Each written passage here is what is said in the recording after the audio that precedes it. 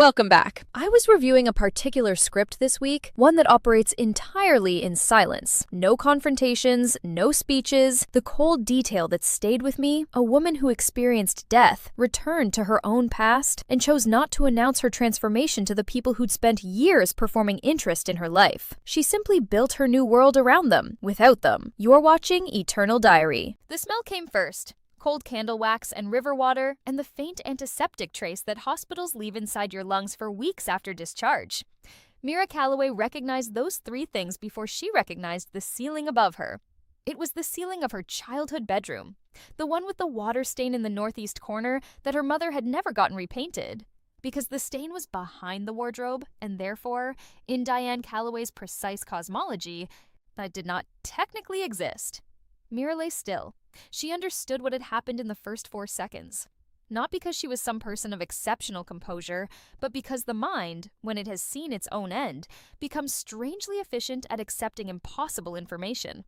She had been 34 years old. She had been in a car on Route 9 in early November, coming back from a client meeting she had attended alone because her assistant had called in sick. Perhaps because her company had been so stripped of staff by then that she had only one assistant left. Because Dorian had spent the previous 14 months dismantling everything she had built from the inside, while she had been too devoted, too tired, and too conditioned to understand what she was watching. The car had hydroplaned on a wet patch near the bridge overpass. She remembered the exact angle of the guardrail. She remembered thinking, in the half-second before impact, that she had never finished reading the book on her nightstand. And then she was here, in the bedroom with the water stain behind the wardrobe, 26 years old again, in November of a year that she had already lived through once. She pressed one palm flat against the mattress. The mattress was the same one from her college years. Her parents had never replaced it.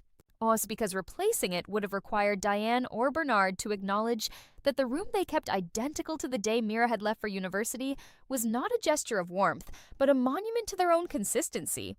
They kept things. They did not update things. Updating implied that something had changed, and in the Calloway household, nothing ever officially changed. Preston was the successful one. Mira was the other one. And no, the taxonomy was established by the time Mira was 9 years old and had never been revised. She sat up slowly. Her hands were 26-year-old hands. No scar on the right palm from the time she had gripped the edge of a conference table so hard during a hostile negotiation that the edge had cut her. No callus from the pen she had held for 8 years of signing documents that increasingly benefited someone other than herself. The hands were clean, they were smooth, they were, as in every meaningful sense, the hands of a woman who had not yet made any of the mistakes. Mira looked at them for a long time. Then she got up and went to the desk in the corner of the room and found the small notebook she had always kept there. Spiral-bound, green cover, the kind that cost 79 cents at the campus bookstore. And she sat down and she began to write. Not her feelings. She had felt everything she was going to feel about dying on the bridge on Route 9 in the 4 seconds it took her to understand the ceiling. What she wrote now were facts. Dates, names, account numbers, document clauses, the specific wording of provisions in her grandmother's estate trust that she had not read carefully enough the first time, the name of the clause that Dorian's family attorney had exploited, as the precise language of the non-contestation provision, and how it could be countered if you moved before a certain date. She wrote for 2 hours. The handwriting was tight and unhurried. Outside her window, the November street was gray and cold and entirely indifferent to the fact that a woman was reconstructing 8 years of financial forensics from memory in a childhood bedroom. When she was finished, she capped the pen and looked at what she had written. Then she thought about her baptism. Thought it was in 3 weeks. November 28th, a Sunday, at the Riverside Community Church on Cedar Lane, where she had been attending services quietly, privately, for 8 months. The entire period of her life, between moving back to her hometown to manage her grandmother's affairs, after her grandmother's mild stroke, and moving out again to take the position in the city that her parents had, in their particular way, strongly encouraged. Strongly encouraged meaning, Diane had mentioned Dorian Marsh's name 14 times in the span of one dinner, and Bernard had left a magazine open to a profile of Marsh Industries on the kitchen table, and Preston had called to say that a man like Dorian didn't wait forever. as though waiting were a form of passive suffering that Mira was inflicting on him.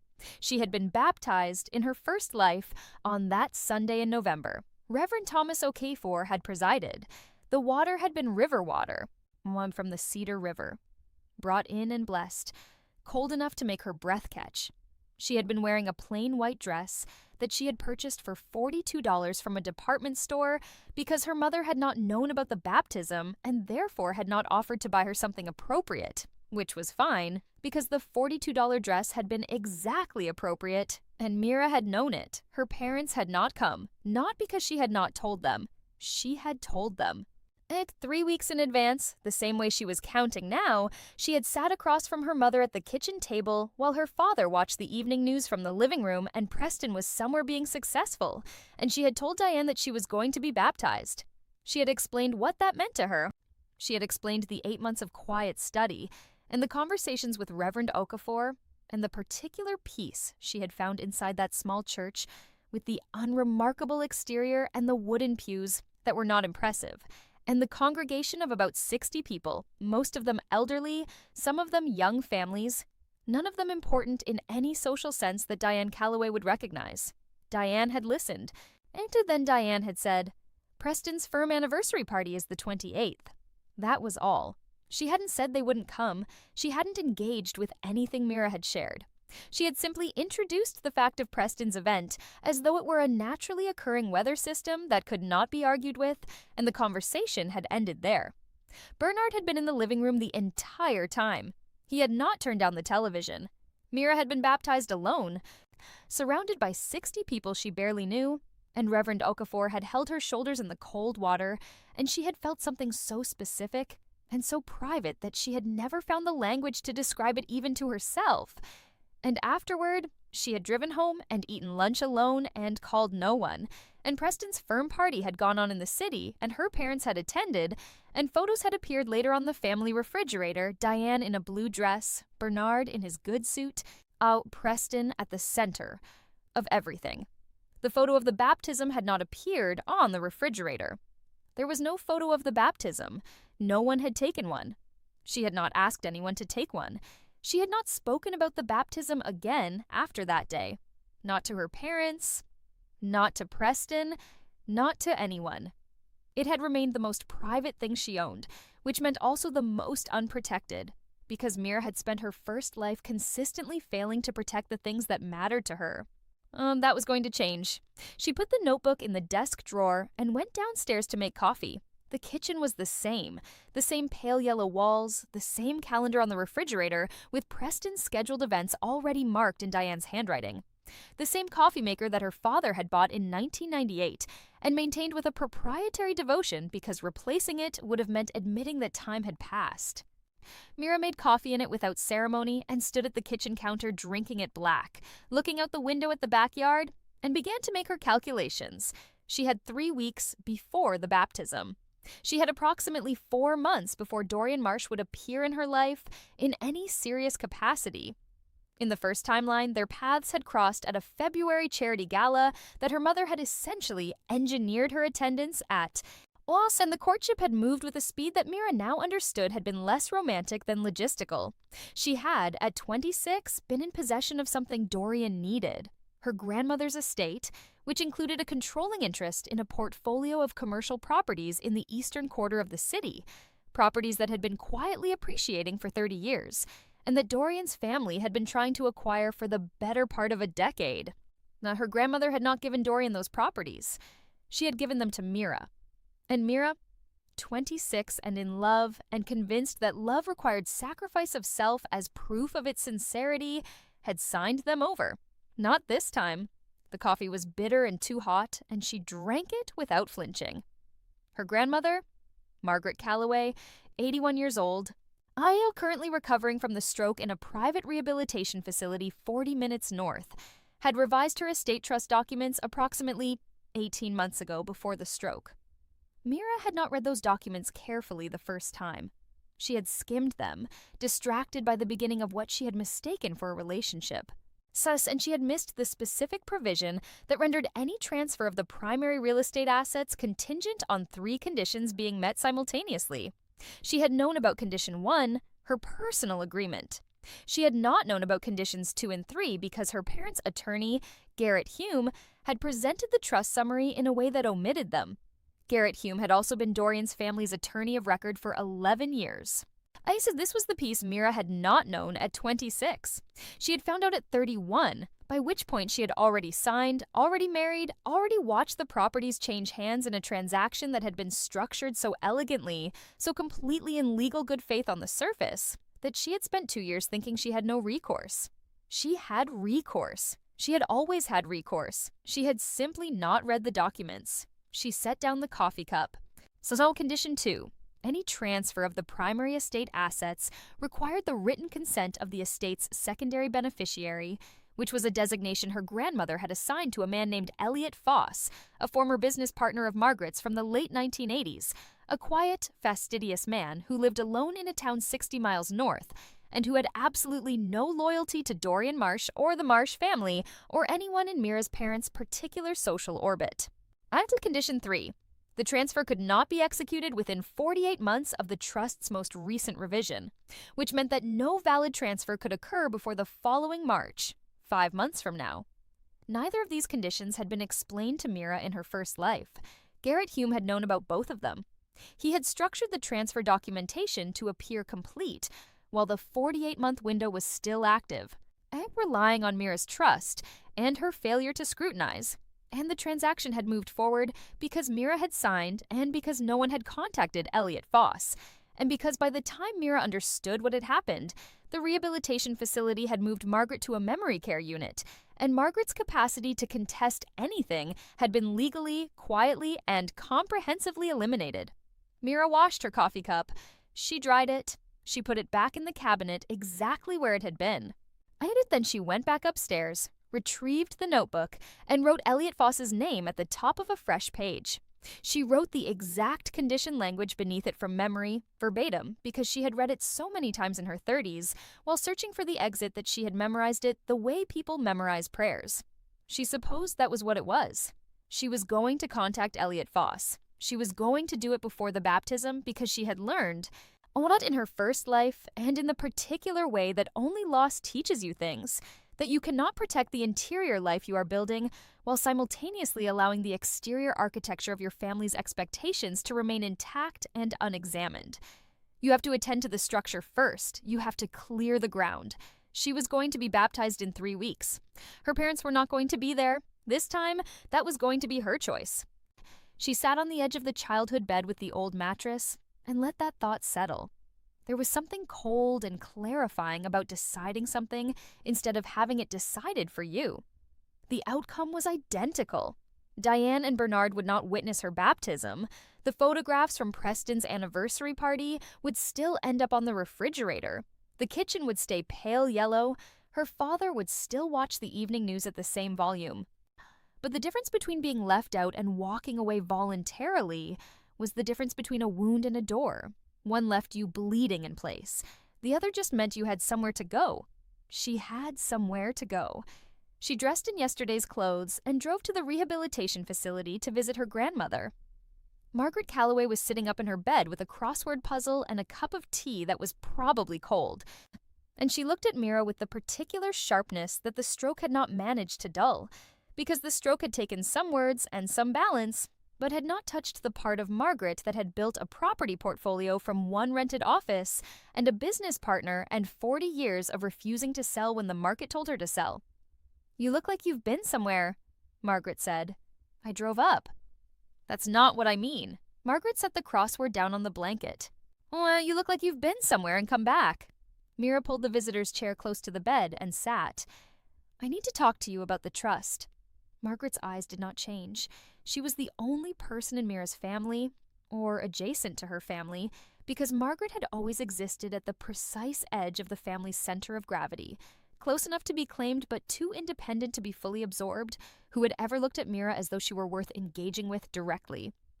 "What about it?" Margaret said. "I want to read the full document, not the summary, the actual document." "Garrett gave your parents the summary." "I know he did. I want to read the document he gave the summary of." Margaret looked at her for a moment. The window behind her showed a gray November sky and the bare upper branches of an oak tree and nothing else. The rehabilitation facility was quiet in the late morning. From somewhere down the hall came the faint, all rhythmic sound of a physical therapy session, someone counting repetitions in a voice trained to cheerfulness. "The original is with my personal attorney," Margaret said. "Not Garrett, Josephine Vane, on Aldrich Street." Mira had never heard that name in her first life. She kept her face still. "I want to contact Josephine Vane," she said. "I can call her," Margaret said. "I've been meaning to anyway. There are some updates." She paused. Your father doesn't know about Josephine." "I understand." "Your mother thinks Garrett handles everything." "I know she does." Margaret studied her. The sharpness in her eyes had not dimmed, but something else had entered them. Not softness exactly, but a kind of recognition. The way one careful person looks at another careful person and nods slightly, internally, without ceremony. "Good," Margaret said. She reached for the crossword again. 11 down is a 7-letter word for reconstitution. I've been staring at it for 40 minutes. "Renewal," Mira said. Margaret looked at the grid, counted squares. "That's 7. She filled it in. "It always is." Mira drove back through the gray November morning and stopped at a gas station to get a cup of terrible coffee from the machine near the door, the kind that came out lukewarm in a paper cup with a plastic lid. And she stood outside by the car drinking it and looking at the street and thinking about Josephine Vane. In her first life, Margaret had died 4 years after the stroke, quietly, in the memory care unit in January, without ever having appeared to fully understand that her estate had been transferred in ways that were not what she had intended. Or perhaps she had understood and simply lost the language to contest it. Mira had never known which. She was not going to let it get that far. She got back in the car. The morning was cold enough that her breath showed in the air inside the car before the heater came on, and she sat for a moment before turning the key, just sitting with the quiet. There was a church 2 blocks east of the gas station. Not Riverside Community, a different one. Larger and more formal, with a carved stone facade and a notice board outside displaying the week's scripture verse. She had driven past it 100 times in her first life and never gone in. She thought about what the inside of Riverside Community looked like, the wooden pews, the way the light came through the plain windows. Not stained glass, just glass, large panes of clear glass that let the day in without filtering it. The smell of the hymnals, which were old and had that particular weight of things that have been held by many hands over many years. Reverend Okafor's voice, which was a low and unhurried voice that never performed urgency because it did not need to.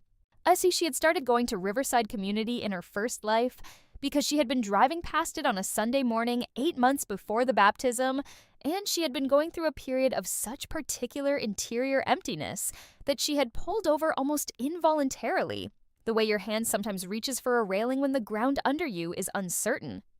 She had slipped in at the back and sat in the last pew and said nothing to anyone and understood almost nothing of the service, and felt, halfway through, something that she had subsequently spent months trying to name accurately and had eventually stopped trying. It was there. It had been there from that first Sunday. She had gone back the next week and the week after. She had started reading. She had started asking questions. Carefully, in the particular way Mira did most things, with a kind of deliberate quietness, because she had learned early that the things she approached without noise were the ones she actually got to keep. She had told no one, not because she was ashamed, because it was hers. That was the distinction she had understood too late in her first life. There was a difference between privacy and secrecy, between protecting something you valued and hiding something you feared. She had kept her faith private. She had tried to keep her marriage private until she couldn't. She had kept her fear and her grief and her anger private until the accumulation had become its own kind of weight. And by the time she died on the bridge on Route 9, there had been so much she had carried alone for so long that the relief of it being over had, for one precise quarter second, felt indistinguishable from peace. She started the car. She drove to Aldrich Street and found the law office of Josephine Vane between a dry cleaner and a dental practice in a modest storefront with a dark green door and a brass plaque. She went in. Josephine Vane was 53 years old with reading glasses pushed up into her hair and the particular organized stillness of someone whose entire professional life was spent managing other people's most complicated arrangements. Now, she looked at Mira across the desk with a level attention that felt neutral and complete. "You're Margaret's granddaughter," Josephine said. "Yes. She called me this morning. She said you'd be coming in." "She moves fast." "She always has." Josephine opened a file drawer and removed a folder. The complete trust document, original and 2 copies. Margaret retained her own copy, I hold one, and the third was meant to go to you directly, but Margaret wanted to wait until she felt you were ready to read it carefully.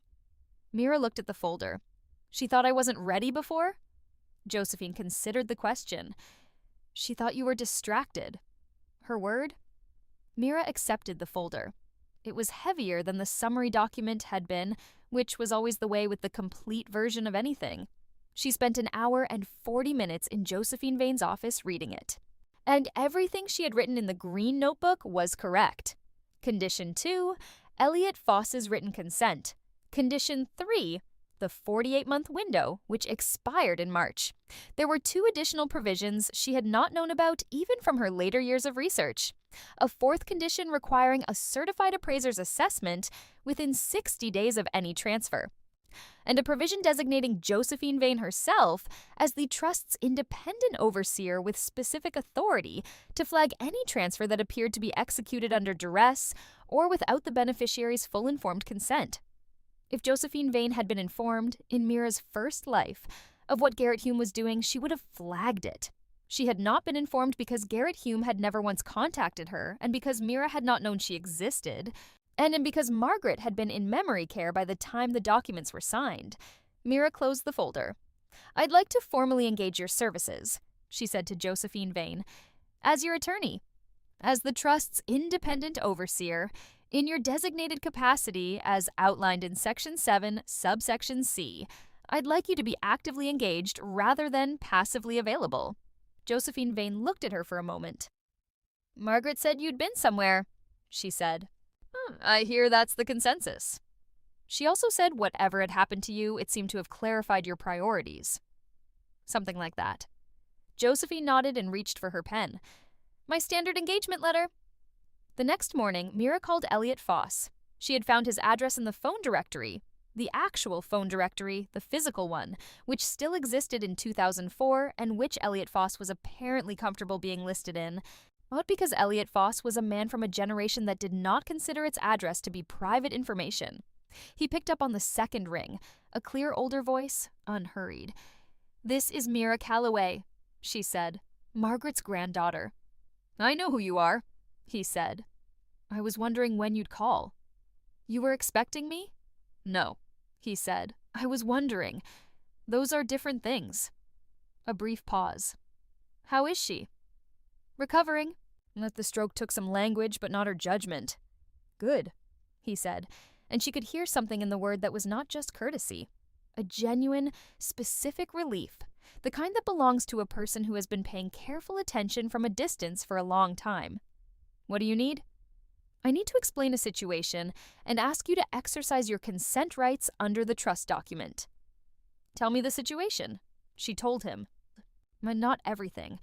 She could not explain how she knew what she knew without explaining where she had been, and she was not prepared to do that, not because she thought he would dismiss her, but because some information, once shared, changes the shape of the conversation in ways that become harder to manage than the original information. She told him the relevant legal facts, the 48-month window, the interest parties, and the fact that a transaction had been pre-positioned to move forward quickly after March. Elliot Foss listened without interrupting. When she was finished, he said, "Garrett Hume." "Yes, I've known about Garrett Hume for a long time," he said. "Margaret knew about him too. She changed her attorney specifically because of him, but your parents still use him." "They do." "And they don't know about Josephine." "They don't." There was a pause. Mira heard faintly the sound of wind through a phone line, or perhaps through a window near where he was sitting. She pictured Elliot Foss in a house 60 miles north, in a room with a view of something bare and wintry, an old man who had been a business partner to her grandmother, and had known her family's architecture from the outside for 30 years. "I'll provide the written consent," he said. "And I'll co-sign a standing declaration that any future transfer requires my renewed consent with 30 days' notice to both myself and Josephine Vane. That's a restriction we can add to the document without Margaret's signature under the Trust's administrative amendment provisions. It's within my authority as secondary beneficiary. That would significantly complicate any future attempt to transfer without full compliance." "Yes," he said, "it would. I appreciate it. Don't thank me.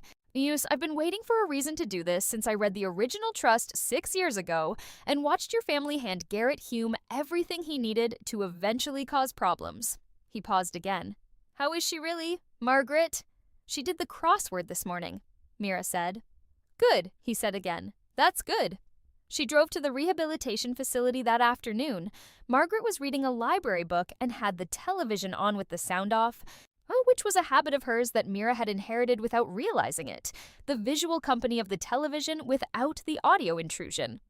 When Mira came in and told her about Elliot Foss, Margaret set down the library book with a care that was the same care she applied to all things, which was the care of someone who does not put things down without knowing where they will be when she picks them up again. "He's going to do the standing declaration," Margaret said. Yes. I tried to get him to do that 2 years ago. He said he wanted to wait and see." "He's seen enough." Margaret looked at her with the same sharpness as before, and something else Mira could not quite read, something that was almost but not quite pride, because it was more complicated than pride. It was the particular expression of someone watching a thing they had privately hoped for arrive in a form they had not predicted. "Your parents called me this morning," Margaret said. "What did they want?" "What they always want?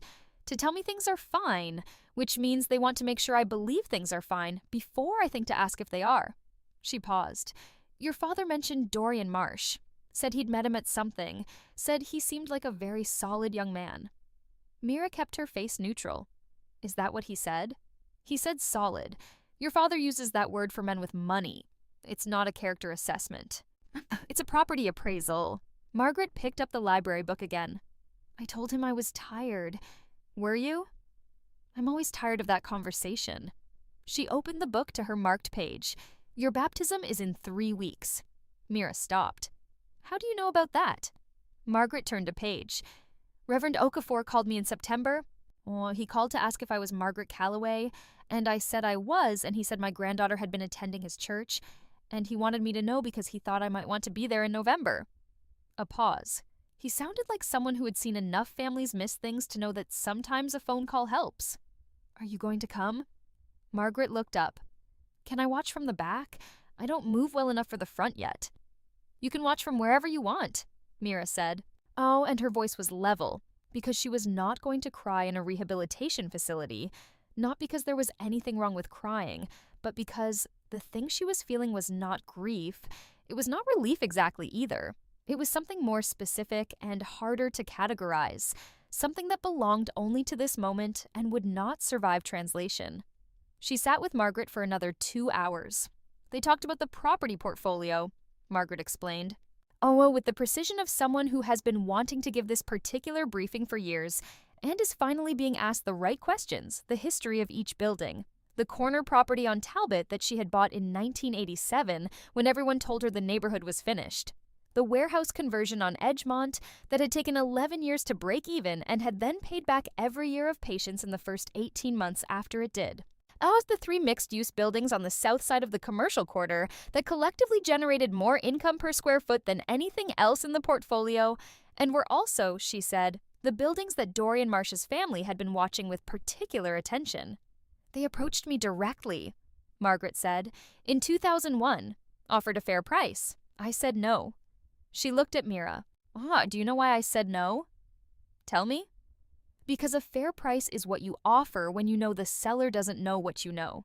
It's not a number that comes from generosity, it comes from information asymmetry dressed up as courtesy." She closed the library book with a decisive sound. "I trusted Josephine with the full trust document instead of Garrett, because I know the difference between a fair price and an honest one." Mira drove home through the dark, the rehearsal. She had been thinking of this relived period as a rehearsal, which was the wrong word but the closest available one. It implied she had been doing something for show the first time and was now preparing to do it correctly, which was not quite right. The first time had not been a performance, it had been a life. Messy and real, and punctuated by genuine moments of love and joy and all the ordinary furniture of being alive, even if the structural decisions had been wrong. What this was, said more accurately, was a knowledge applied in time, the same events, the same calendar, the same people. But this time she could see the building's load-bearing walls from the outside, and she was not going to mistake the decorative arches for structure. 10 days before the baptism, she had a conversation with her mother. She chose a Saturday morning when her father would be at his weekly breakfast with his retired colleagues and Preston was in the city. So the kitchen would hold only the two of them and their particular dynamic, which had always been most honest when it was unwitnessed. Diane moved through the kitchen with the economy of someone who had arranged this space to serve her and had never once considered that the arrangement might be questioned.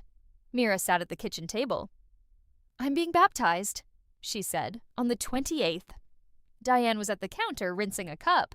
She turned it over and set it on the drying rack. That's a Sunday," she said. "It is. Preston's party is the 28th. "I know." Diane turned slightly, not fully. The posture was the posture of someone who is managing the temperature of a conversation from a position of physical advantage, which in this case was the counter, which gave her something to do with her hands. "You've been going to that church for a while now." 8 months. "I didn't know it was something you were serious about." "You didn't ask." The drying rack dripped. Thus the coffee maker on the counter maintained its low, reliable hum. "This matters to you," Diane said. It was not quite a question and not quite a statement. It was the tone of someone who has just processed information they were not sure what to do with. "Yes," Mira said. Diane came to the table. She sat down, not across from Mira, but at the head of the table, which was the seat that organized the dynamics of the room toward her, which was also not conscious strategy, but simple habit. Diane had sat at the head of the table since Mira could remember, and the habit had become invisible to everyone, including Diane. "Your grandmother is still in the facility," Diane said. "There are things to manage." "I'm managing them." "I know you are. You've been up there a lot." Something moved across Diane's face that was not quite acknowledgement and not quite discomfort. "I was going to ask you about the estate." Mira waited. "Garrett was saying that there might be some decisions to make about the properties in the next year or so." "Garrett should say that to Margaret's attorney," Mira said. "Josephine Vane." Diane paused. "I'm not familiar with that name. She's the trust's independent overseer. It's in the document. Garrett should have the contact information." "I thought Garrett handled everything." "He handles what Margaret appointed him to handle," Mira said. The trust itself is under different oversight." Diane looked at her with an expression that was recalibrating. The particular expression of someone who has been operating with an incomplete map and has just discovered that the territory has additional features. It was not anger, and it was not suspicion. It was the slightly flattened affect of someone absorbing new information with no clear place to put it. "When did this happen?" Diane said. "A while ago," Mira said, which was not a lie. And though in a sense that she could not explain and would not try to explain, it had happened a long time ago. She had been carrying this information for years. She was simply applying it here, now, in the right sequence. "The 28th, Diane said eventually. "Yes. I can't ask Preston to move his party." "I'm not asking you to." Diane looked at the table, then at the drying rack, then back at Mira with an expression that had become, by degrees, something Mira had rarely seen on her mother's face. Something genuinely uncertain. Not manufactured uncertainty, not the performed confusion that's sometimes substituted for engagement. Actual uncertainty, the kind that comes from being in a room where the furniture has been rearranged and your body keeps moving toward where the chair used to be. "You're not inviting us," Diane said. "I'm telling you when it is," Mira said. "What you do with that information is up to you." She got up and poured herself coffee from the maker on the counter and brought it back to the table and sat down. and Diane watched this sequence with an attention that was trying to read something in the ordinary actions and not quite managing it. "It's at Riverside Community," Mira said. "Cedar Lane, 11 in the morning. Reverend Thomas Okafor." She drank the coffee. Diane did not say anything else. That was the whole conversation. Oh, Mira thought about it later. Driving. She drove a lot in those weeks. The November streets familiar and bare-treed and entirely hers in the private sense that car interiors are yours in a way no room in a family house ever quite is. And what she thought about was the specific texture of the difference between this conversation and the one she had had in her first life. In her first life, she had given her mother the information and then waited. The waiting had been the wound. She had watched Diane's face and listened for something that wasn't there, and the absence had been its own answer. And she had carried that absence into the baptism itself, into the cold water, into the following weeks, and it had made the baptism both more and less than it was. More because she had been so alone that the meaning of the ceremony had expanded to fill the loneliness, becoming almost too large to hold. Less because part of her mind had still been in the kitchen with her mother, waiting for a response that was never going to come in the form she was waiting for it. This time, she had not waited. She had stated the information and then moved on, physically within the same conversation. She had poured the coffee and come back to the table, and the waiting had simply not happened because she had not offered space for it. This was, she thought, the entire strategy. Not with the estate, not with Dorian, not with any of the external things. The strategy was this. Right here, masked in the kitchen, the decision not to wait in a posture that advertised the waiting. The estate was logistics. This was the thing itself. She went to Riverside Community that Sunday and sat in the wooden pew and listened to Reverend Okafor. And after the service, she went to his office, a small room behind the sanctuary with a desk and 2 chairs and a window that looked onto the church garden, which in November was bare and brown but kept anyway, also maintained in its bare state with the same care that would be given to it in spring, and she told him her grandmother was coming to the baptism. Reverend Okafor, who was a large, quiet man with very still hands, absorbed this information without surprise. "Margaret," he said, "she's still in the rehabilitation facility, but she can travel short distances. She'll need to sit at the back." "We can arrange chairs at the back." He paused. "Will anyone else be coming?" "I don't know," Mira said. I told my parents. I'm not going to predict what they'll do." He nodded. "Do you want me to hold space for them in case they come?" "Hold space for everyone who comes," she said. "That's all I'm asking." He nodded again and looked at his hands for a moment and then at her. "You seem different than when you first came here," he said. "People change." 8 months is not a long time for the kind of change I'm seeing. She considered how to respond to this. I think I understood something that I'd known for a while without understanding. It arrived quickly once it arrived." "That's often how it goes," he said, with the uncomplicated certainty of someone who has seen this many times and does not need to annotate it. 11 o'clock on the 28th. Riverwater?" "Riverwater," she confirmed. She walked back through the sanctuary on her way out and paused at the pew where she had been sitting and looked at the plain windows and the gray November light coming through them, and she thought, this is mine. Not only mine, 60 people's and Reverend Okafor's and the congregation's, but mine in the specific sense of having been found rather than given. Nobody had brought her here, nobody had suggested it or arranged it or determined that it was appropriate for her. She had pulled over on a Sunday morning because the ground was uncertain, and she had needed a railing, and here was the railing, and here she was, still holding it, not because she was afraid of falling anymore, but because she had found that she simply wanted to. She walked out into the November cold. 12 days. During those 12 days, she did 3 things that mattered and did not tell anyone about any of them. The first was a meeting with Josephine Vane, and at which Josephine produced the administrative amendment document co-signed by Elliot Foss. 48-month window protection renewed and extended, standing consent requirement formalized, Josephine's active oversight role operationalized. The document was clean and properly executed and as legally airtight as the trust itself. Because Josephine Vane was fastidious in the way that distinguished attorneys are fastidious, Oh, meaning she took no shortcuts and identified 2 additional provisions Mira had not thought of, and added them. Garrett Hume is going to have a very educational experience, Josephine said, reviewing the final pages. When he realizes what's in the full document, yes. When he realizes what's in the full document and who is actively monitoring compliance. Josephine signed the last page and dated it. Oh, I see, this kind of thing, the information asymmetry you described. It works because the party being protected doesn't know what they're protected by. They don't read the full documents. They rely on summaries, and the summaries are curated by someone who benefits from their not reading. Yes. The education comes from them discovering, at the moment they believe they have control, that they never did. She capped her pen. So that discovery moment can be very clarifying for everyone involved. Mira folded her copy of the document. I hope so.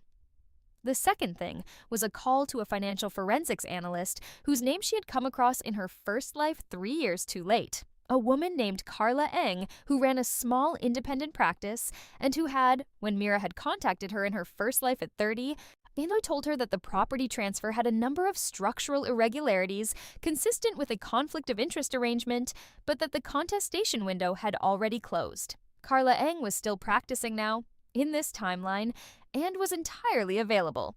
But when Mira called and explained what she needed, a review of the trust documents and the property valuation history to establish a documented record of any discrepancies between the assessments presented to the beneficiary and the actual market values. Carla had listened with the attentive quiet of a professional whose entire practice was built on people calling her at precisely this kind of moment. I'll need the full document, Carla said. Josephine Vane can provide it. You're working with Josephine? A pause. She's good. I know. What's the timeline? Before March. No problem. A keyboard clicking in the background. I'm going to find discrepancies. I always do in these situations. Are you prepared for what that means? Tell me what it means. It means that the people who created them are going to have a very specific kind of problem. Not criminal, not necessarily. Depends on intent and documentation. Ew, but professionally catastrophic for an attorney who relies on trust from the families he represents. I'm prepared, Mira said. The third thing was less formal and more interior. She drove to the bridge on Route 9 on a Tuesday afternoon in mid-November, the gray sky pressing down and the river below moving at its November pace, dark and without urgency. She parked on the shoulder and got out and stood at the guardrail and looked at the road. She was not revisiting the site of her death in any ceremonial sense. She was simply here, in the same place she had been at the end of her first life. But 8 years earlier, on a day when nothing had happened yet, the road was dry, the traffic was sparse, she was 26 and standing on solid ground. She looked at the guardrail for a long time. It was ordinary. It was a guardrail. It was steel, and it had rust at the joints, and it was doing what guardrails do, which is stand between the road and the drop, and it had failed once, in a future that was still a future, in conditions she could now prevent by simply not being on this road at that particular November moment in 8 years' time. She would not be on this road at that moment. She had a list of the decisions that had led her to the bridge, not the immediate decisions, but the foundational ones, the architecture of capitulations, each one reasonable in isolation. Each one a small degree of turning away from what she knew toward what was expected of her. The list was not long. She had traced it carefully in the green notebook with the same care she had used to trace the trust document provisions. Most of it came down to the same thing. She had not, in her first life, understood the difference between being loved and being useful to the narrative of people who needed her to occupy a particular role. Her parents needed her to be the other one, the quiet one, the manageable one, because Preston was the one who required constant fuel and the household could only maintain one demanding trajectory at a time.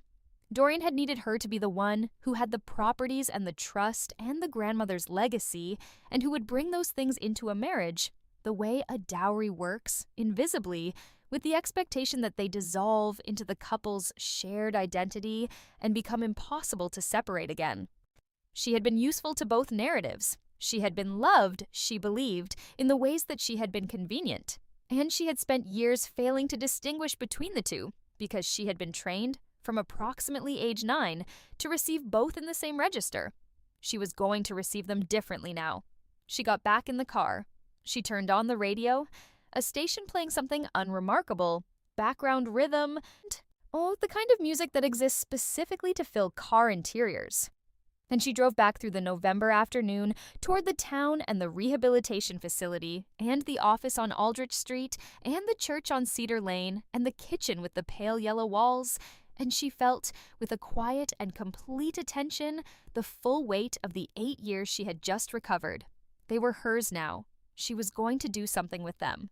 The night before the baptism, Mira sat on the old mattress in the childhood bedroom and held the green notebook in her lap and did not open it. She had written everything she needed to write. The documents were executed.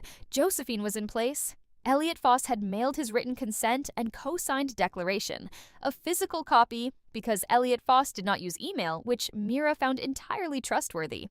Carla Eng had begun her review and had already, in a preliminary call, Mo used the phrase, "This is actually quite a clear pattern," with the calm certainty of someone pointing at a stain that has been visible for a long time to anyone willing to look.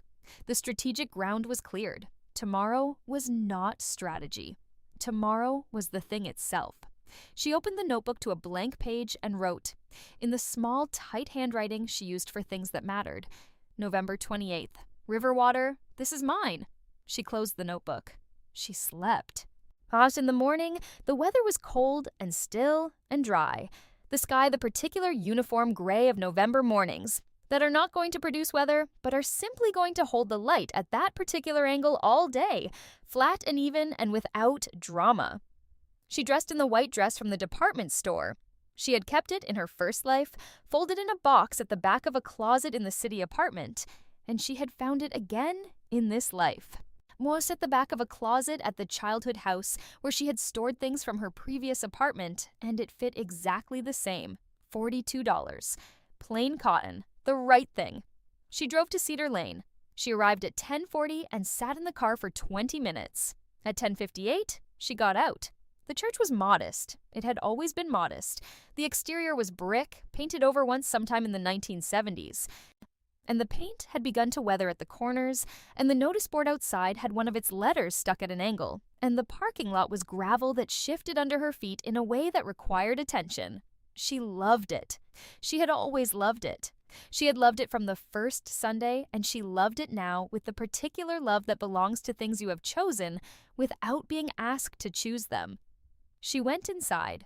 More of the pews were already beginning to fill with the congregation, the elderly members who came every Sunday regardless, the young families with children who accepted the service's pace with the practiced patience of children who have learned to wait, the handful of people in their 30s and 40s who had found their way here by the same kinds of routes that Mira had, pulling over, needing a railing. 60 people, perhaps 65 today, a few more than usual. At the back, as odd 2 chairs had been arranged slightly apart from the pews, with a clear sightline to the front. One of the chairs was occupied by a woman with white hair and a coat that was sensible rather than impressive, and reading glasses hanging on a cord around her neck. Margaret looked at Mira across the full length of the sanctuary without expression, and then she nodded once and turned back to the front. Mira went to the front. She stood at the edge of the baptistery, which was a simple basin on a raised platform, and Reverend Okafor was already there. His vestments plain and white, the water catching the flat November light from the large clear windows. He looked at her and said quietly, "Ready?" "Yes," she said. The service was simple. Reverend Okafor spoke in his unhurried voice about the nature of what was happening. Not a transformation, he said, not a change of identity, but a declaration. An external acknowledgement of an internal decision that had already been made. The water did not create the thing, he said. The water bore witness to it. He asked Mira the questions. She answered them. He held her shoulders. The water was cold, cold enough to catch her breath, cold enough to be real, cold enough to be water from the Cedar River, and not a theatrical approximation of it, cold enough to be the right thing. She came up out of the water. Now, the congregation was quiet for a moment, and then began to applaud. The gentle, genuine applause of 60 people in a small church, not thunderous, not performative, appropriate. One of the elderly members in the third row was crying in the easy, uncomplicated way of people who have attended enough of these moments to cry at them without embarrassment. Mira stood at the front of the church in the white dress, water running from her hair, catching her breath. In the back of the church, yet her grandmother sat in her chair with her hands folded in her lap and looked at her with something that was not pride and not relief and not love exactly. Or perhaps it was all of those but had become, in a woman of 81, who had been very precise about things for a very long time, more concentrated, more distilled, the essential quality that remains when all the surrounding material has been reduced. Mira looked back. Nobody from her family was there except Margaret. That was what she had expected. She had told her parents when and where. She had given her mother the information and then moved through it without waiting. The choice of what to do with the information had been theirs, and they had made it the way they made most things.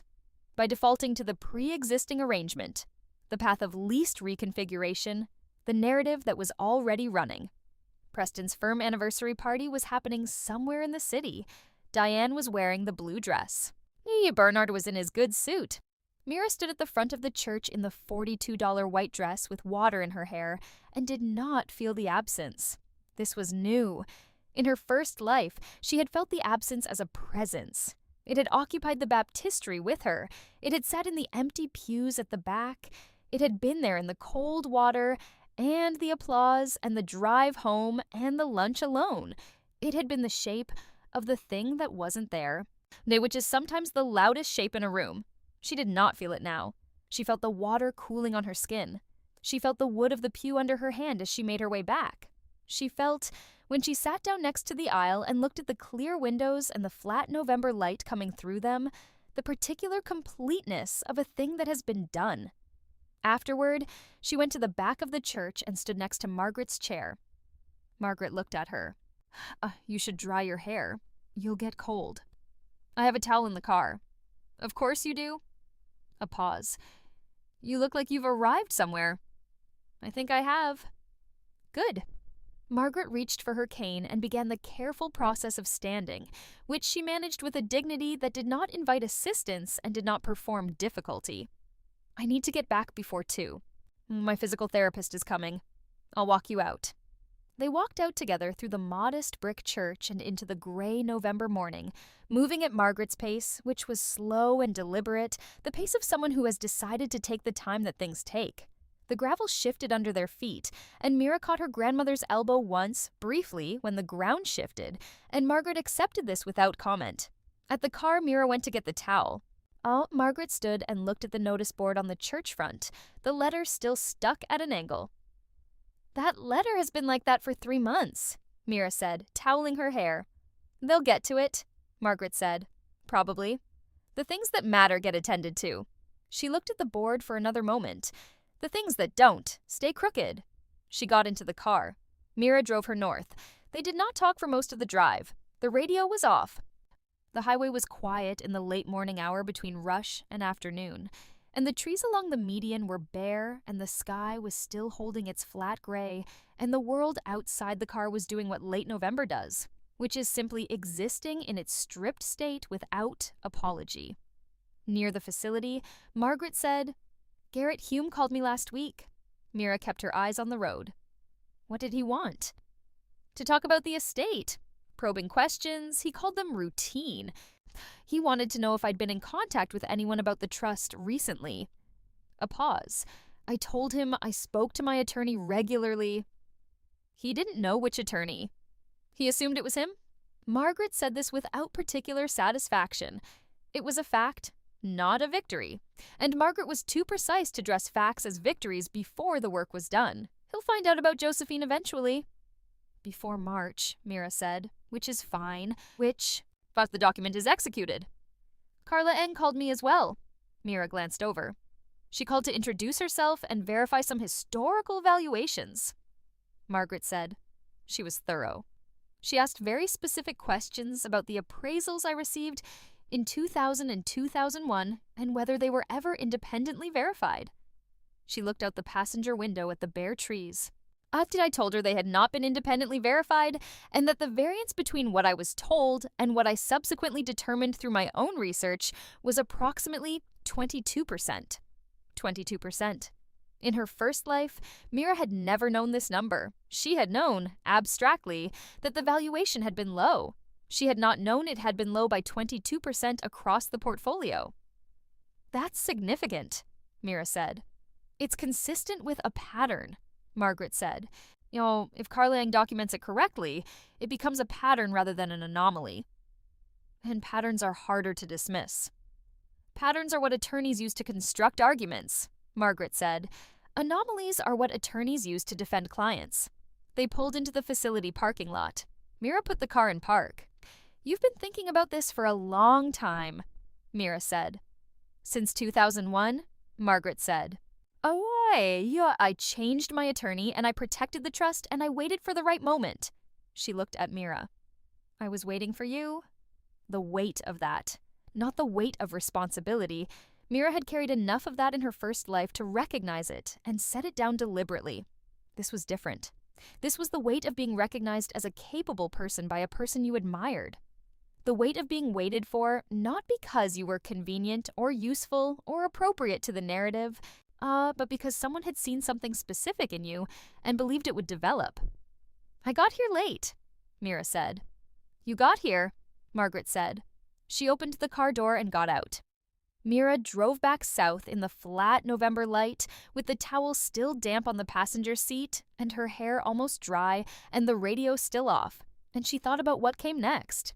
What came next, in the broad sense, was approximately 3.5 months of careful work before the 48-month window closed, and the full picture would be available to anyone who looked. Josephine Vane was looking, Carla Eng was looking. Elliot Foss had signed his declaration and was watching from 60 miles north with the patient attention of someone who had been waiting for the right moment since 2001. What came next, in the specific sense, was Dorian Marsh. The February Gala. Her mother's engineering. It was the introduction that would be presented as coincidence, as social luck, as the natural meeting of two people in appropriate proximity to each other. She had 2.5 months, she spent them well, she returned Josephine's calls promptly and completely. She reviewed every page of Carlang's preliminary findings and asked the questions that the findings generated, which were specific and technical, and required her to read about financial forensics in a way she had not done in her first life, because she had not known she needed to. She visited Margaret twice a week without fail. She attended Riverside Community every Sunday and sat in the wooden pew and was present there without agenda. She did not think about Dorian during that period.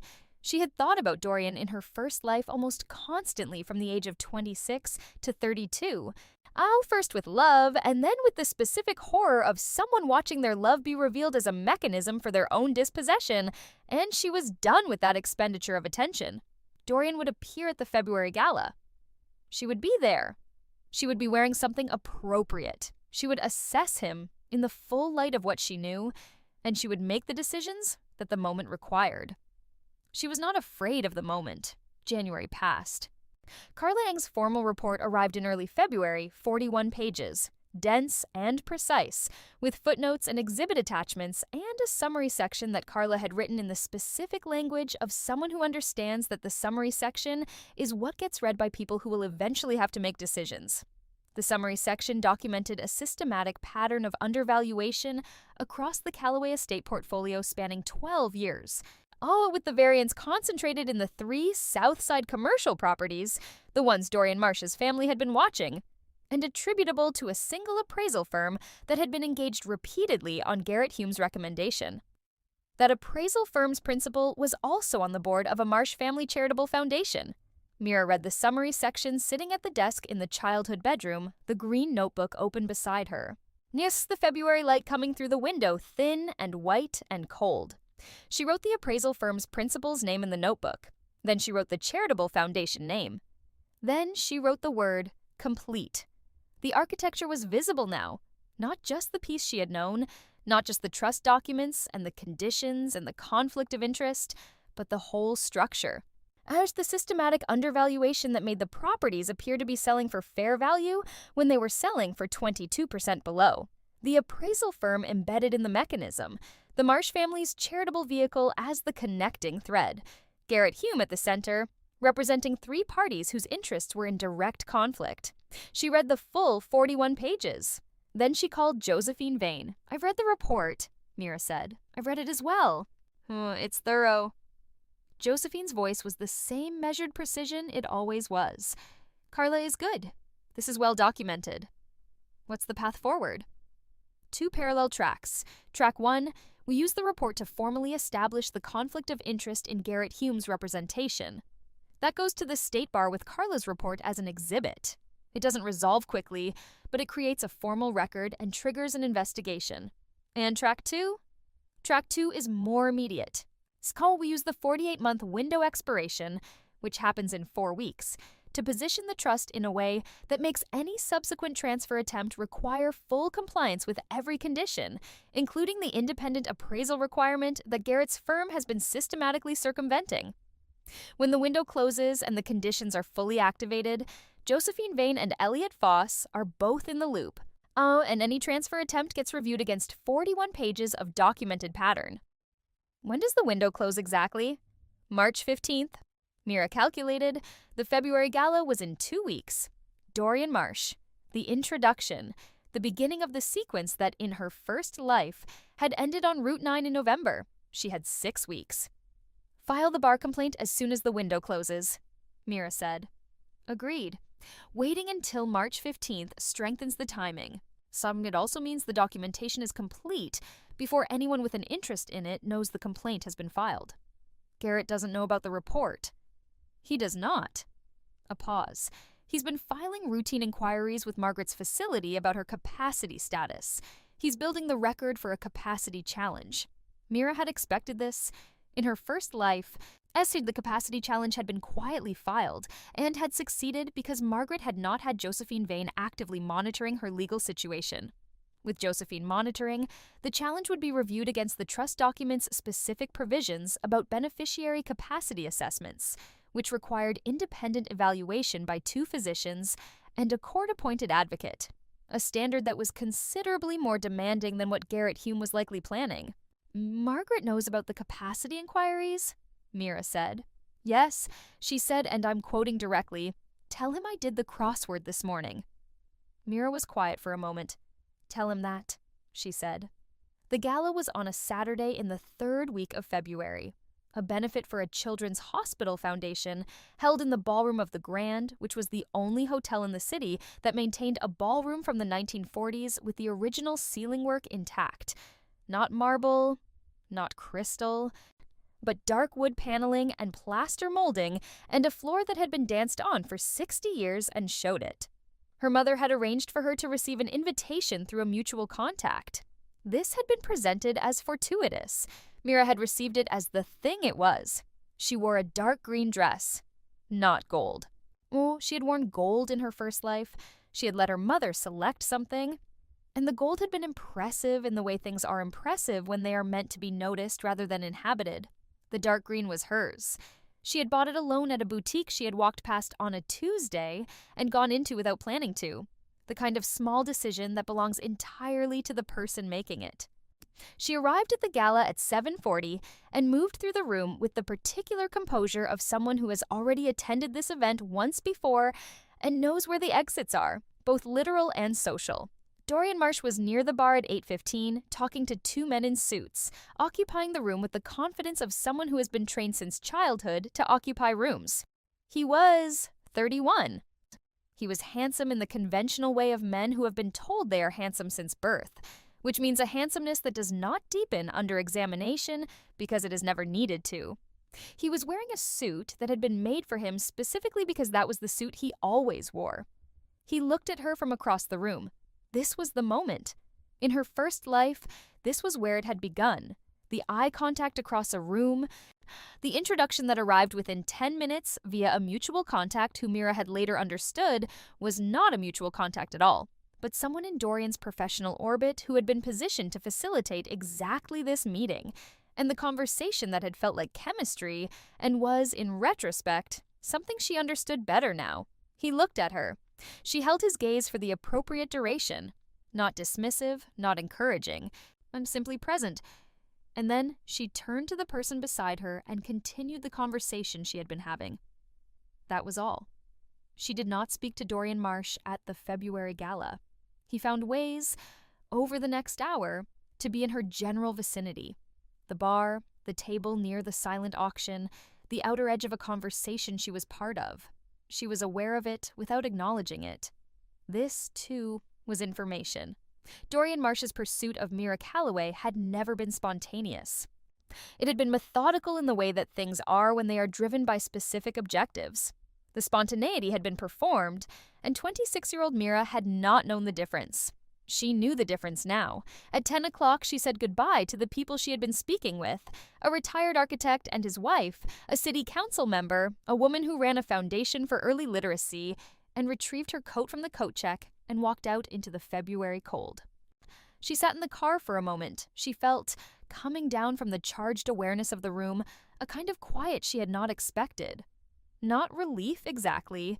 The relief would have implied that she had been afraid, and she had not been afraid. She had been clear. She had gone into the room knowing exactly who was in it and why, and she had moved through it on her own terms. And now she was outside in the dark and the cold, and it was over. Dorian Marsh did not have a path to her. Now there was no path from that room to the Route 9 bridge. Not because she had built walls. She had not built walls. She had simply been present and deliberate. And deliberate presence turns out to be the only actual protection that exists against the particular kind of harm that comes from people who need you to be distracted. She drove home. March 15th arrived with the particular unremarkability of important dates, which is that they look exactly like the days surrounding them. Cold, dry, clear. And she was at Josephine Vane's office at 9 in the morning. Josephine had the documents ready. The 48-month restriction window closed at midnight. Officially, technically, chronologically, and the trust conditions were now fully activated, including the independent appraisal requirement, the consent requirements, the oversight provisions.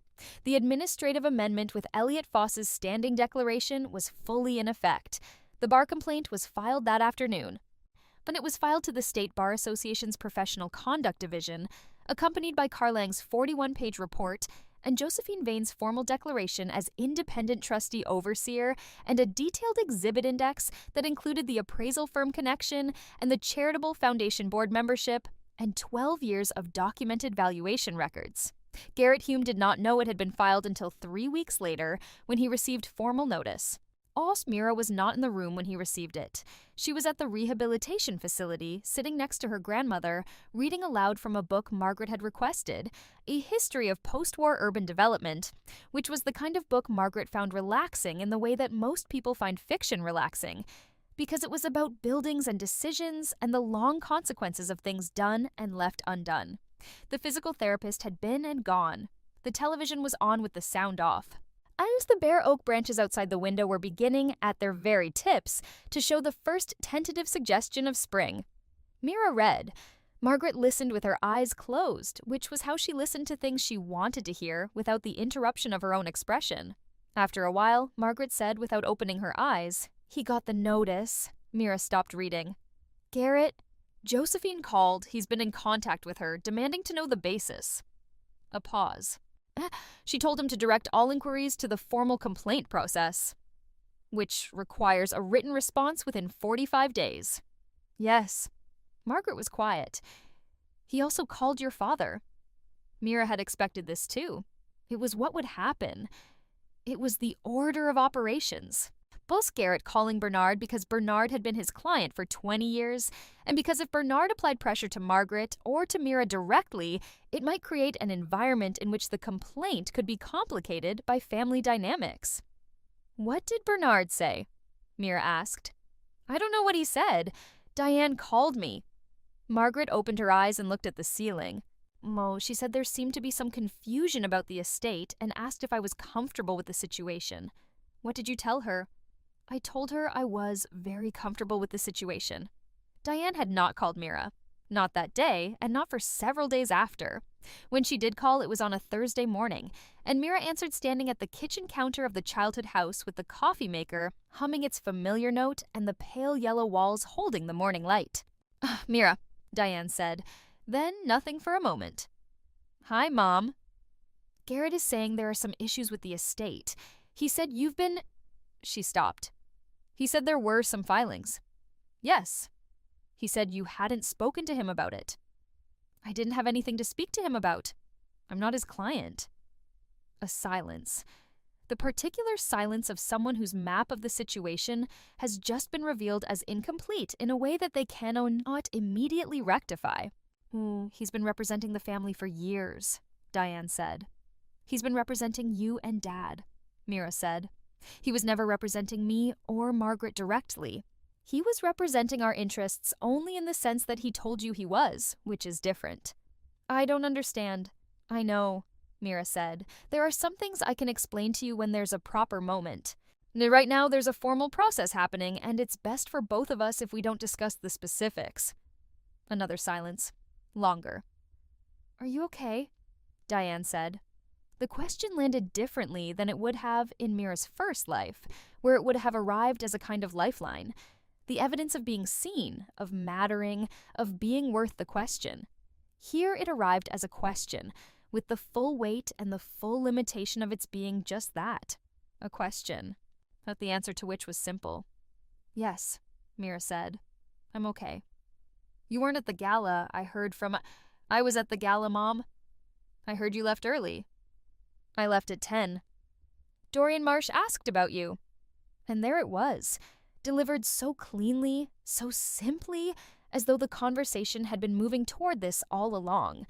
Which it had, of course, because Diane was not capable of not moving conversations toward this, toward the arrangements she believed were in everyone's best interest, and that were in practice the arrangements that simplified her own life the most. "Did he?" Mira said. "He seemed very interested. He's—" "Mom." The word was not hard, but it was not soft. It was simply placed. "I'm not interested in Dorian Marsh." A pause. "You've never met him properly." "I don't need to." "How do you know that?" "Because I've assessed the situation and I'm not interested." She paused. That's all I'm going to say about it." The silence on Diane's end was a different silence than the previous one. Not the silence of incomplete maps. The silence of an unexpected wall. Not hostile, just solid, the kind that tells you a conversation has a limit you had not previously encountered. "All right," Diane said. They talked for a few more minutes about Margaret's progress and the weather and a neighbor's renovation project. The ordinary furniture of phone calls between people who are navigating new distances. When the call ended, Mira set the phone down and finished her coffee. She was not angry. She had thought she might be. She had expected some residue of the first life's grief to color this moment, to make it sharp and charged. But it was not sharp. It was clear. The clarity of a window cleaned. You see through it better, but the window is not what you're looking at. She washed the coffee cup, dried it. So put it back. Outside the pale yellow kitchen window, the March morning was cold and bright. The kind of brightness that arrives in early spring, not as warmth, but as presence. The light returning before the heat, staking its claim, telling the world that the long gray had an end. The backyard had a shape she had not looked at properly in years. Since childhood, really. Since before the taxonomy of the family had organized itself so completely around Preston and around Diane's management of Preston and Bernard's quiet ratification of everything Diane managed. The backyard was just a backyard, a rectangle of cold ground and dormant grass, and a tree at the far end that would have leaves in 6 weeks. She was going to move out soon. She had been living at the childhood house because of Margaret's situation. And because it had been useful to be near the rehabilitation facility, because she had needed the base of operations. She would find an apartment. She had enough money from her previous position to be independent for several months while she made decisions about what came next. She had ideas. She had always had ideas. The difference was that now she was not going to manage them around the question of what was appropriate to her role in other people's narratives. She had a life to build. Or not to rebuild, build. The previous version had been a draft. The revision was going to be the real thing. She went upstairs to the green notebook and added a line at the bottom of the last written page. It said, "What comes next is mine." She closed the notebook. She called Josephine Vane about the apartment. The formal complaint process moved at the pace such processes move, measured, documented, unhurried, and though with the particular gravity of institutional machinery that has been designed to prevent both hasty action and permanent avoidance. Garrett Hume submitted his written response at the 43rd day of the 45 allowed. Carla Eng provided supplemental documentation when requested. Josephine maintained her formal position throughout. The State Bar opened a full investigation. This was not the end of Garrett Hume.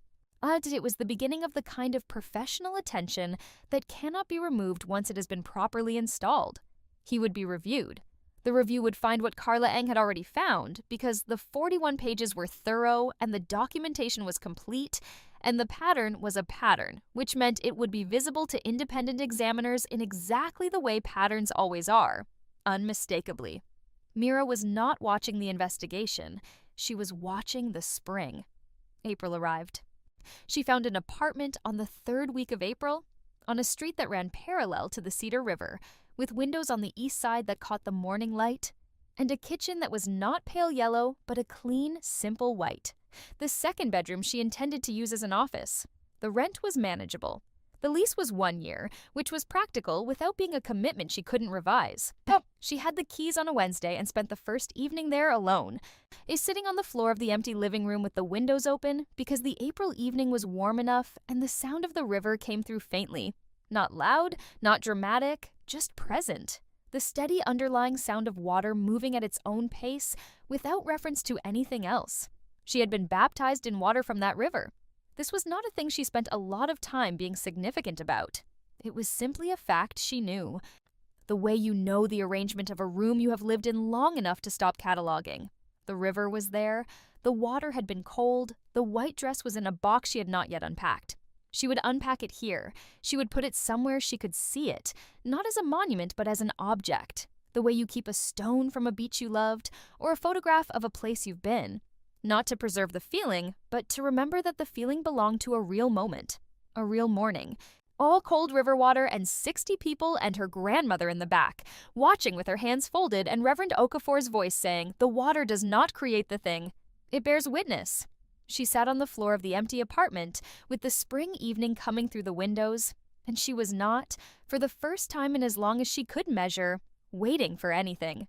She had arrived, not at the end, not at the resolution. But she had arrived at the beginning of the actual thing, the first day of the version of her life that she was building on her own terms, with her own tools, in a white kitchen apartment beside a river she had been baptized in.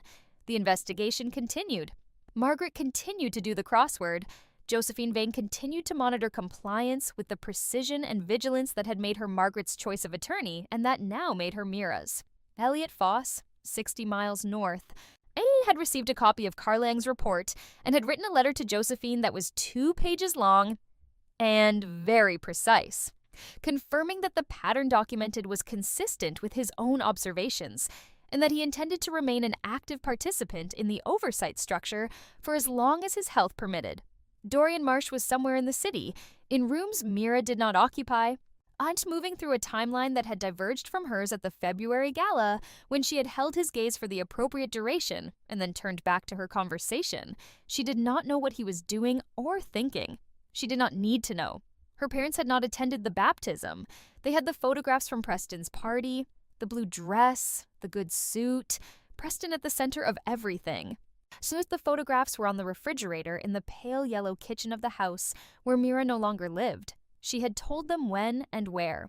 She had given the information and moved through it without waiting. They had made their choice. She had made hers. These two things existed in their respective realities without requiring the other to change.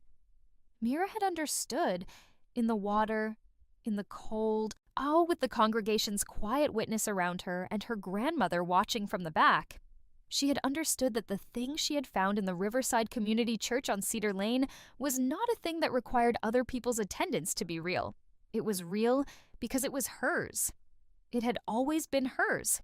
It had been hers on the first Sunday she had pulled over and gone in through the door.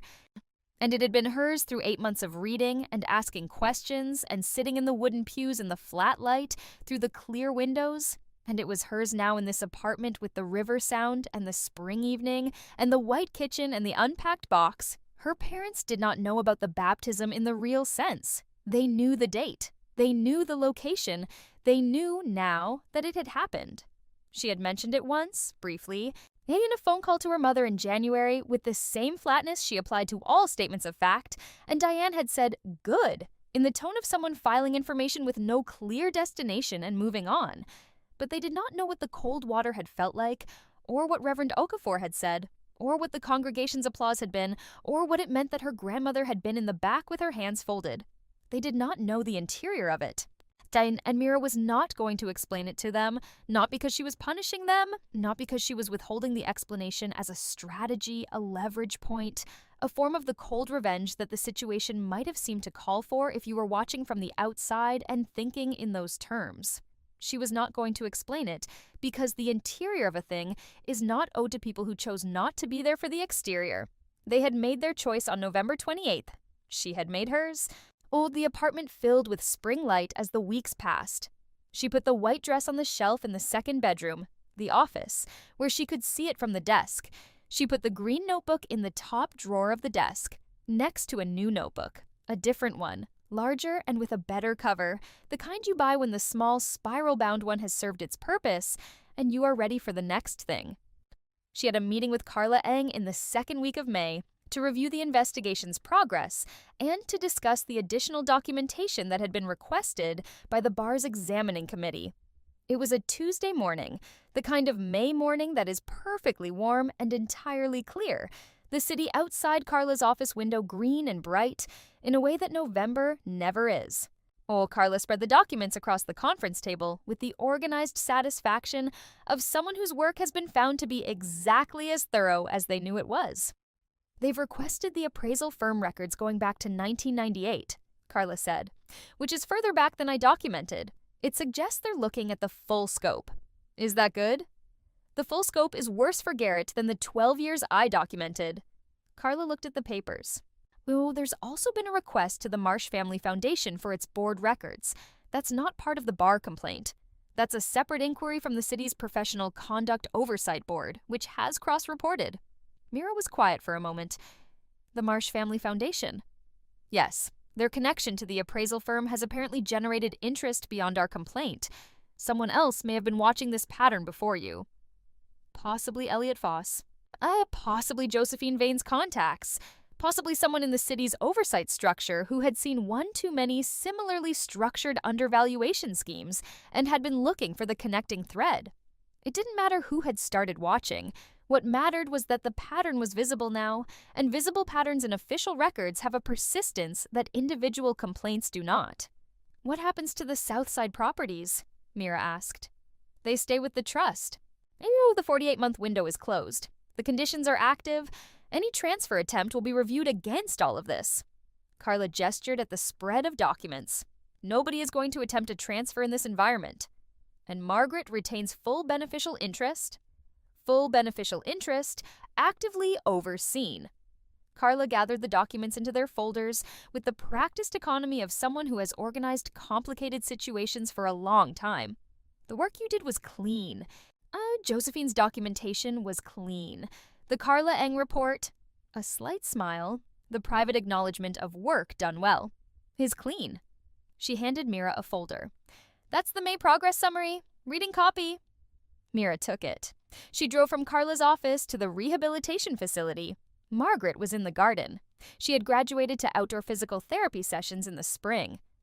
And today she was in the facility's rear garden on a path that had been designed specifically for people who were relearning how to walk on surfaces that were not flat linoleum.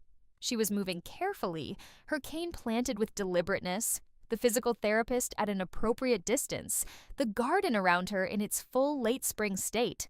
Everything that had been bare in November now in the process of being fully, unhurriedly itself. Mira sat on a bench at the edge of the garden and watched. Margaret came around the far end of the path and saw her and nodded once, continuing her circuit without stopping. This was also how Margaret was. She did not interrupt the thing she was doing to acknowledge that you were there. She completed the thing and then acknowledged you. When she reached the bench, she sat. "The garden is good today," she said. "It is. The yellow ones by the wall are new." She looked at them. "The staff planted them last week. I told them they'd come back every year whether they were maintained or not. They said they'd maintain them anyway. A pause. That's the right instinct. The physical therapist had retreated to a discreet distance. Carla's update is good, Mira said. I know, Josephine called. They're requesting records back to 1998. I know. Margaret looked at the yellow flowers. I want to come back. To what? To full independence. And I want to go home. She said it without self-pity, without sentimentality, with the flat directness of someone stating a goal that is not in question, only the timeline. My doctor says possibly autumn if the recovery continues.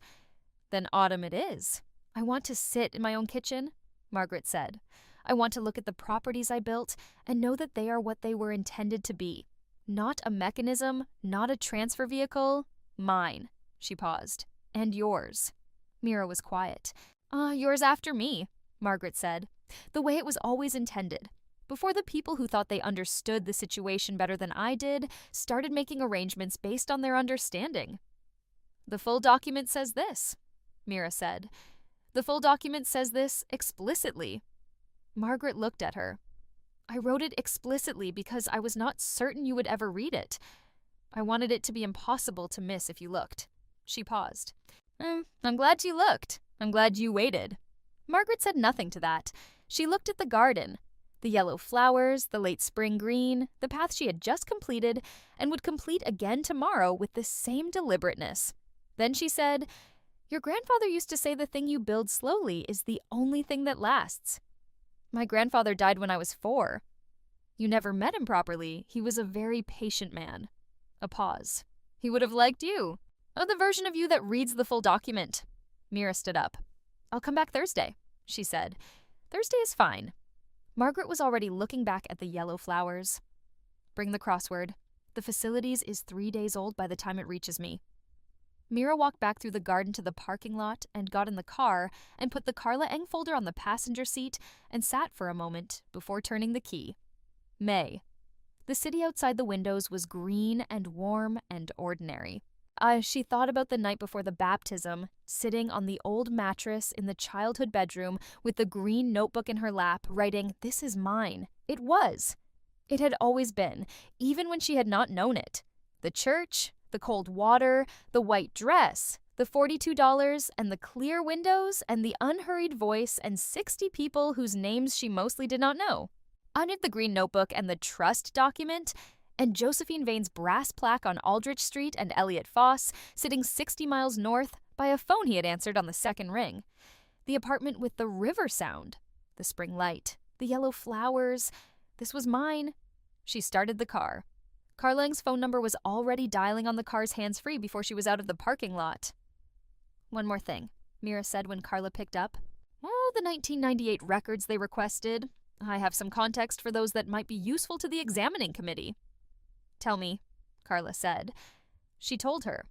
Her voice was level and clear and entirely without ceremony, and the May morning moved through the car windows warm and bright, and the Cedar River somewhere to the south kept moving at the pace it kept, without reference to anything, carrying its cold water toward wherever water goes, bearing witness to nothing in particular and everything at once.